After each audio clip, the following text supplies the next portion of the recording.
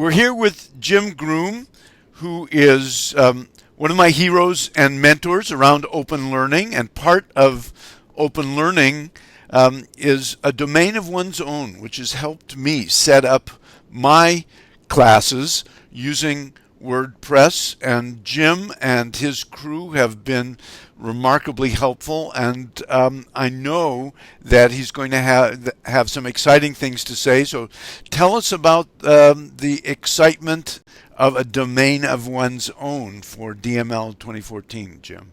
Absolutely. Thank you, Howard. Domain of One's Own is a project that we're running here at the University of Mary Washington in Fredericksburg, Virginia. And the idea of the domain of one's own is actually, it's kind of an old idea. It's probably been around for about a decade. And I'm sure other people have had it, but in terms of Mary Washington's own evolution of thinking about the web as it relates to teaching and learning, domain of one's own is really about thinking, what would it mean to give faculty and students a space of their own, kind of playing on Virginia Woolf's A Room of One's Own, to kind of imagine and think and build their identity on the web. And so as an instructional technologist about 8 years ago when I came to Mary Washington, the first thing I got was a web hosting and a domain name. And by connecting those two and starting to build out these kind of experimental spaces with WordPress and MediaWiki and PHP-BB forums or what have you, I started to understand not only how instructional technology on the web is kind of revolutionary, but also how I could work to build and create it. And what was amazing is, unlike most of the people in my field who spend their time kind of slaves to the learning management systems, we were given the opportunity to kind of fully experiment with what it means to frame who we are as professionals in the space, to build, but also more importantly, to narrate out that process in a web space. Well, fast forward 8 years later, Mary Washington is in a unique position, thanks to people like Tim Owens and Martha Burtis, that we've built a whole infrastructure that can give every student, every faculty, and every staff their own web hosting and their own domain, where they can actually start experimenting, think of it as a sandbox, and building it.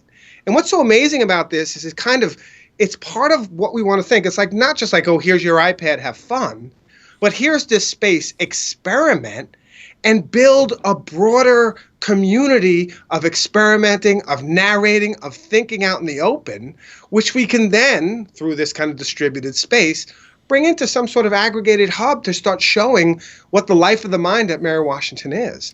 So domain of one's own is not only limited to any one application. There is over 100 open source applications people can experiment with, but it's also in some ways a throwback.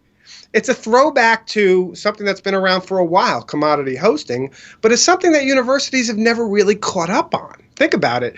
Back in 2000, maybe even late 90s, but at least 2002, 2003, there used to be these places called tilde spaces, where you'd have umw.edu tilde jgroom. And there's a place you could put up your HTML, a place where you could kind of put a couple of files on. If you were lucky, you could do a little bit of PHP. Maybe you had 30 megabytes of space, and you'd put up your kind of website, maybe for a course or maybe a personal site. But after that, it was dead. And this is a kind of revolutionized vision of that, where you can update it on a daily basis. You can kind of inhabit that space. It could be part of your professional presence, your research, your classes, and you own it. And you build it. And it's kind of what would be the natural evolution of what universities would do, but they stopped because they started to get in the habit of saying no, no, no, rather than the habit of saying what's possible. And so domain of one's own is a lot of things to a lot of people. But at the very heart of it, it's what's possible for rethinking infrastructure at the university level more broadly around teaching and learning technologies. Go, Jim!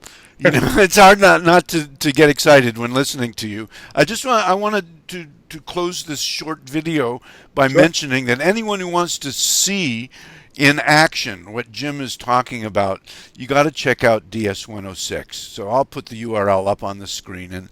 And thanks, Jim. I look forward to longer conversations with you in the near future. Great. Thank you very much, Howard. You're the best.